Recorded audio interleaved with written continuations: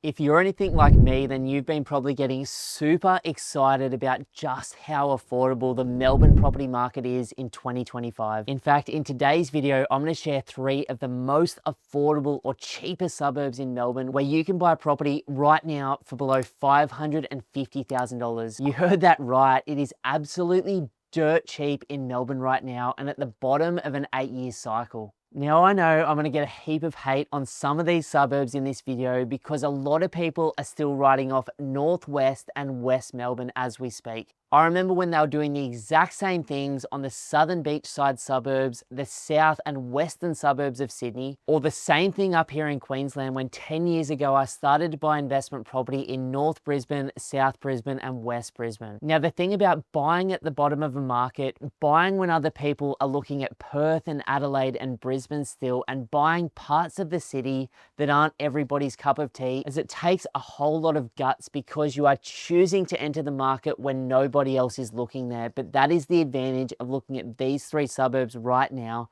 and over the next 15 years I can't wait to see what happens in these markets in Melbourne. Now the first suburb I wanted to talk about today is a suburb 37 k's on the northwestern side of Melbourne called Kurrajong. Now in the last 3 years this suburb has done less than 8.3%, and in the last 12 months it's done absolutely nothing. What's interesting to me though is despite the fact that it has had a really average time over the last 5 years with all of those people leaving Melbourne during COVID, recently the vacancy rates have came way down to just 1% right now, which means it's chronically undersupplied from a rental perspective. On top of this, according to the Australian Bureau of Statistics, over 160,000 people a year have been moving into Melbourne without many of us knowing about it, and that is expected to continue over the next 5 years. Now what's interesting to me is normally when you'd find a suburb like this in Western Sydney or Melbourne or Brisbane, the average income would be low, but in this suburb, it's actually extremely high, with the average person living there earning over $75,000 per year per household, which means rents can rise as well as house prices can rise and people can still afford them. Now another thing in a suburb like this that is this cheap, you'd normally expect a massive percentage of the population living there to be renters or to be transitioning through the suburb, but in this suburb over 77% of the people living there are mums and dads and owner occupiers that are actually extremely house proud of their properties. Now in Kurrajong there's a range of different property types for sale, from extremely small blocks with brand new properties to larger blocks with older style homes, as well as everything in between. Which is why I wanted to show you this 4-bedroom, 2-bathroom, 2-car garage home that just sold for $536,000 in Kurrajong. Now looking through the photos, you can see it is basically brand new. In fact, it's in extremely beautiful condition, extremely low maintenance and tenant ready for an investor or a mum and dad to go into that property and not even think about it for the next 5 or even 10 years. As you can see, it presents extremely well from the street, but has a beautiful kitchen,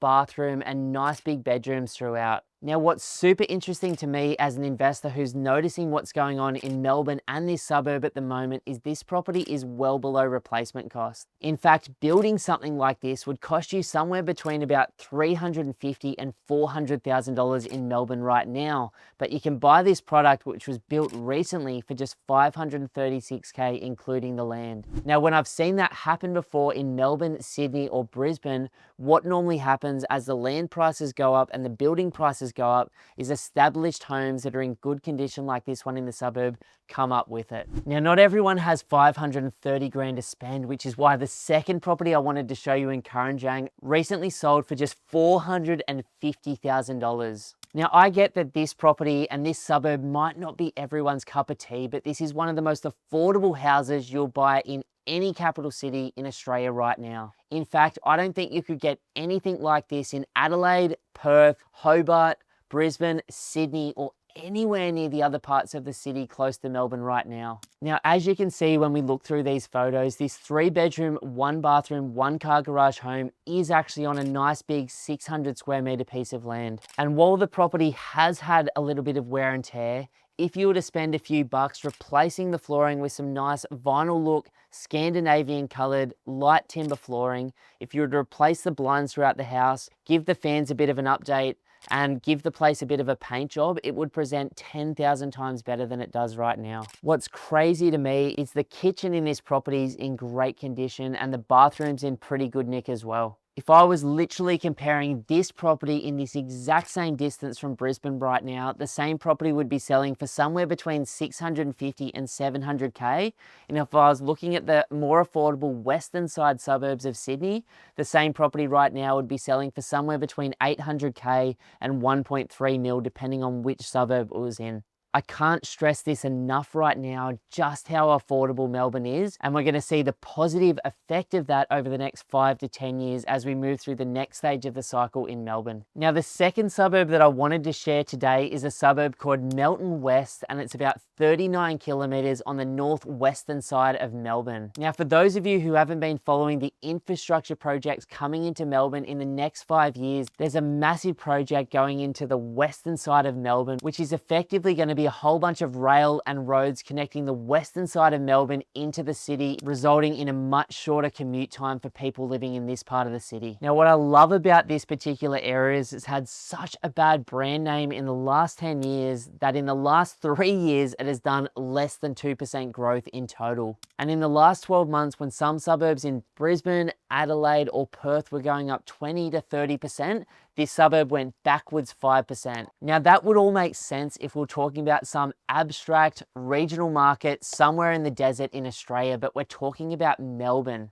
And right now, the average house in this suburb is selling for just $525,000, and the average weekly rent is just $420 a week. Now, again, like the first suburb, you'd expect somewhere this far from the city of Melbourne to have really bad demographic indicators, but I just can't see them in the data. The vacancy rates are low, the time on market is coming down, properties are selling faster, properties are well below replacement cost, incomes are high, percentages of owner-occupiers are extremely high, and the percentages of renters are low. Now, all of these things, and that we're still talking about properties where people can drive or commute on the train in less than an hour to the CBD, is an extremely positive thing. Now, the first property I wanted to show you today in Melton West recently sold for just $510,000. Now, this beautiful 4-bedroom, 1-bathroom, 2-car garage home on over a 570 square meter block is in great condition. As you can see with this property, like so many that are sold in Melbourne, it has been repainted, had the flooring redone, and a beautiful brand new kitchen ready for sale. Now, not only is this property extremely low maintenance with absolutely nothing except general wear and tear to do over the next 5 years, but it's also brick, tile, slab on ground with a beautiful big backyard.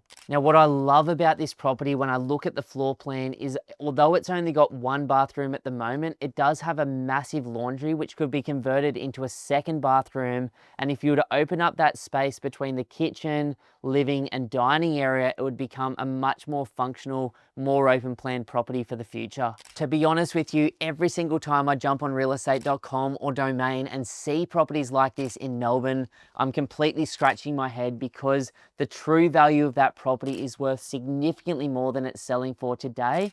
And when you compare it to every other capital city in Australia, it is absolutely dirt cheap. Now, the second property that I want to show you is just fucking unbelievable. And I don't mean to swear, but this property is just so good. This 4-bedroom, 2-bathroom, 2-car garage home on a massive 745 square meters of land recently sold for just $520,000. I was just saying to Sam, who's behind the camera right now, I just cannot believe that you can still buy stuff like this in this market in 2025. When you look at the long-term history of Melbourne versus Sydney, according to CoreLogic, in the last 30 years, Sydney's up here and Melbourne's normally within about 30% of the range of Sydney. But right now, according to CoreLogic, the average property in Melbourne is selling for between 60 and 65% cheaper than Sydney. And if you compare the same distances of Sydney, which is kind of like the Hills District in Sydney right now, or the inner west of Parramatta type thing, you'd be looking at paying at least 3, maybe even 4 times more for the exact same style of property in 2025. Now, looking through the photos, you can see this property presents extremely well with a beautiful front yard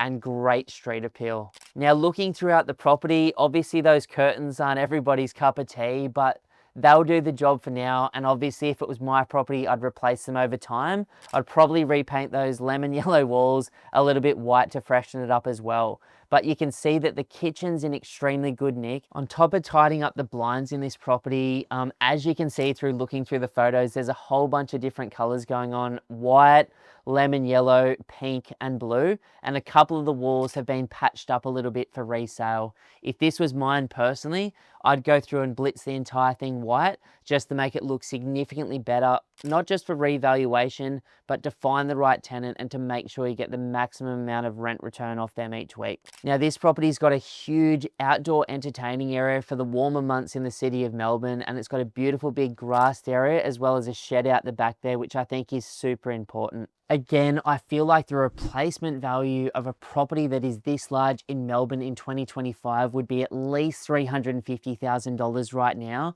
which means you're picking up this property for absolutely nothing because the land is worth significantly more than the difference between the house and what they're selling this one for today. Now, the third and final suburb I wanted to talk about today is 40 kilometers from the city. Hint, hint, in the northwestern corridor of Melbourne again, the most undervalued and cheapest pocket of the city right now, and that suburb is Brookfield. Now again, not only has this suburb done nothing in the last 12 months, but it's done nothing in the last 3 years according to CoreLogic, and actually a very, very low average annual price growth in the last 10 years, which is almost the golden bullet of real estate when you find properties that have done almost nothing in the last 10 years, but have a 100-year history of doing really well, like the average suburb in Melbourne. You're generally onto a winner over the 15 years after you buy the property. Now again, the percentages of renters is extremely low, the incomes are really high, the vacancy rates are really low, and there's great infrastructure in this part of the city. Now, the property I wanted to show you in Brookfield recently sold for just $544,000 and is a 4-bedroom, 2-bathroom, 2-car garage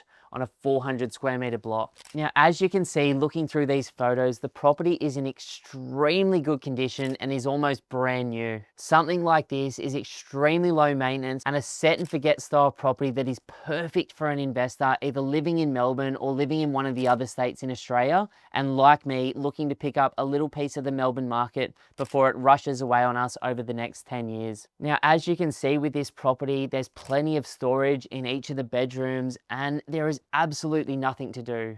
The flooring is perfect, the window finishings are perfect, the paint job's perfect, it's brick, tile, slab on ground, and it really has nothing for you to do except chuck a tenant in there and make sure your property manager looks after it the right way. Again, the bathrooms are absolutely beautiful throughout the property, as is the kitchen and the living areas.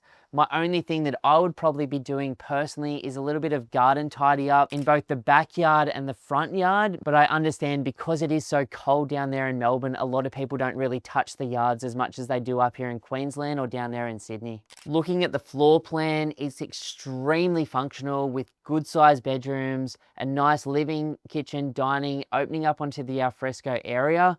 And for me, I just scratch my head and go, well, how is something like this still being able to be picked up in Melbourne in 2025 for just $540K? Now, to me, both Brisbane and Melbourne are the two markets that I'm personally looking at in 2025 through to 2027. Both of these markets look absolutely incredible, and there are some extremely affordable properties being sold in both markets right now. Now, if you get the opportunity to and you have the budget to, please don't go out there in either of these markets and buy units, which we know based on the last 30 years, according to CoreLogic, houses have outperformed units in Australia's capital cities by over 125%. So if you can, and if you've got the budget, go for a really decent townhouse, a nicer, newer home on a smaller block, or an older style home on a nice bigger block, but make sure that you remember that the value with whatever you buy, whether it's in Melbourne, Sydney, Perth, Adelaide, or Brisbane, always comes back to the location,